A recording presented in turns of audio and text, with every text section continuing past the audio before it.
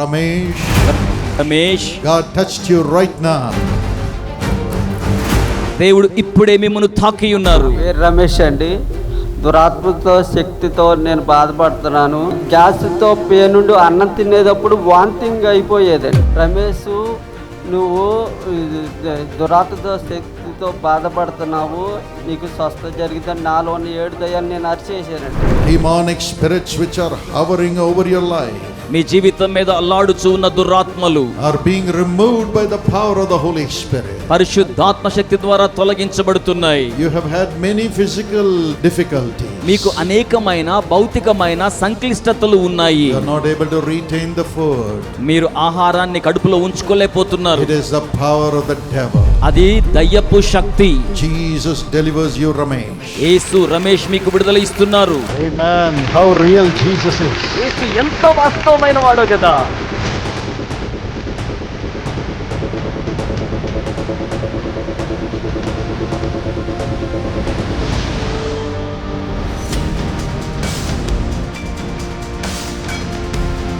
God is going to make everything beautiful in your life. దేవుడు మీ జీవితంలో సమస్తమును సౌందర్యవంతంగా చేయనయ్యున్నారు.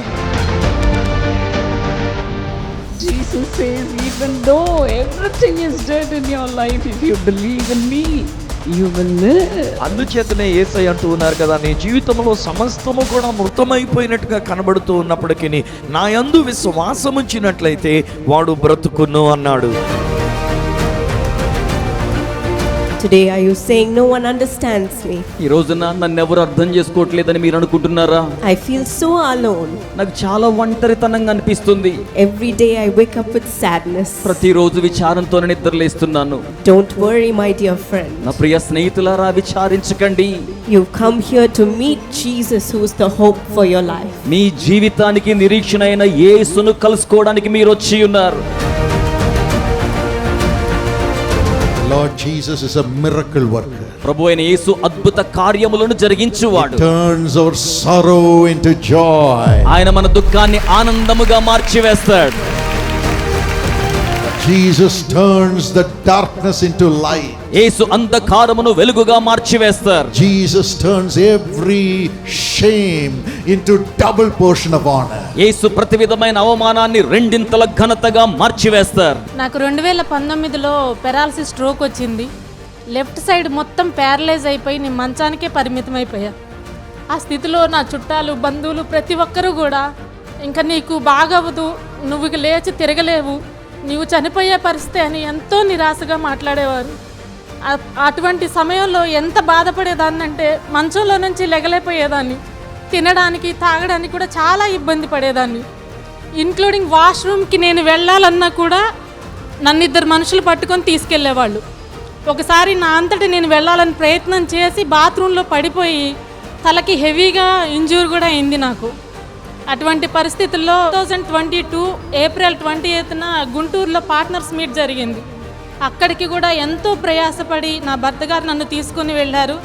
Partners meet జరిగిన తర్వాత బ్రదర్ గారు, సిస్టర్ గారు పర్సనల్ మీట్ ప్రేయర్ చేస్తానంటే మేము ఎంతో ప్రయాసపడి అక్కడికి వెళ్ళడం జరిగింది. సిస్టర్ అండ్ బ్రదర్ గారు ఇద్దరు కూడా నాకు ఎంతో భారం కలిగి నాకు ప్రార్థించారు. ప్రార్థించిన క్షణమే నేను తెలియని ఒక అనుభూతి నేను పొందుకున్నాను. అప్పుడే ఏదో దేవుడు నాకు మేలు చేయబోతున్నాడు అని నేను అనుకున్నాను. ఆ క్షణం నుంచి మళ్ళీ ఒక 1 వీక్ లోపే నేను పూర్తిగా కోలుకున్నా. ఎంత పూర్తిగా అంటే నాకు అసలు పెరాలసిస్ వచ్చిందా అన్నంత పూర్తిగా నేను కోలుకున్నా. As you come to Jesus, మీరు యేసు చెంతకు వస్తుండగా, He is coming when everything has dried up. అన్నీ కూడా ఎండిపోయినప్పుడు ఆయన వచ్చేస్తున్నారు. Just obey Him. కేవలం విధేయులు కండి. Just hand over your life to Him. కేవలం మీ జీవితాన్ని ఆయన చేతులకు అప్పగించండి. అంటే నేను గత కొంతకాలంగా చాలా అపవాది శోధనలో ఆ శోధనలో పడిపోయి ఉన్నాను. అయితే నేను చాలా ఎంతో భారమైన హృదయంతో వచ్చానండి. నాకు దేవుడు నాతో మాట్లాడాలి, నా కష్టాలన్నీ తొలగిపోవాలని.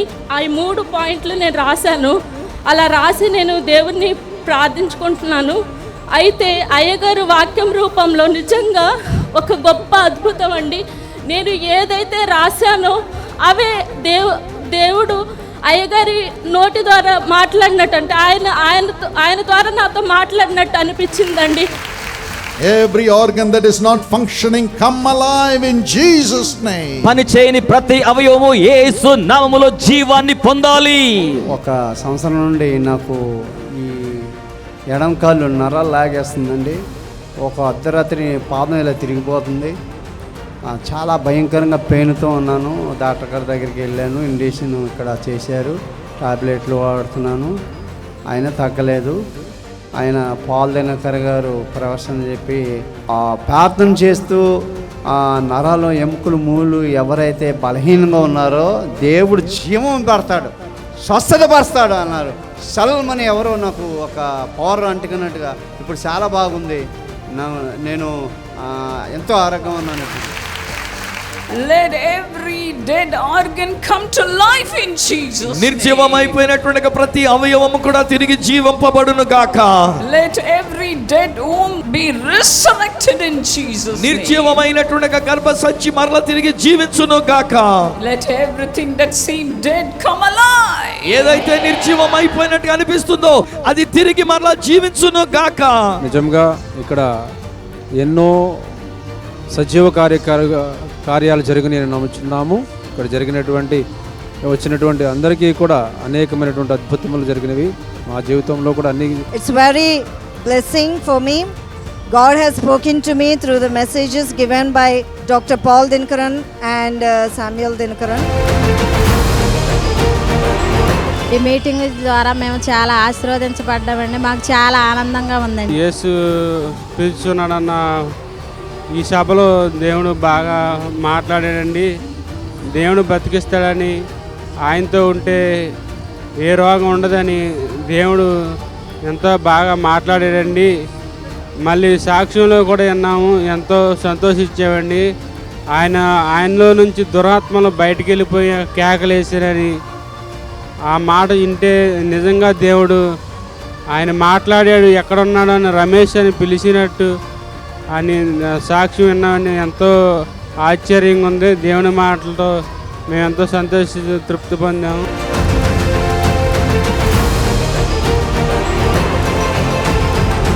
Where there is Jesus, ఎక్కడ యేసు ఉంటారో there cannot be death. అక్కడ మరణం ఉండలేదు. Jesus is alive. యేసు సజీవుడు.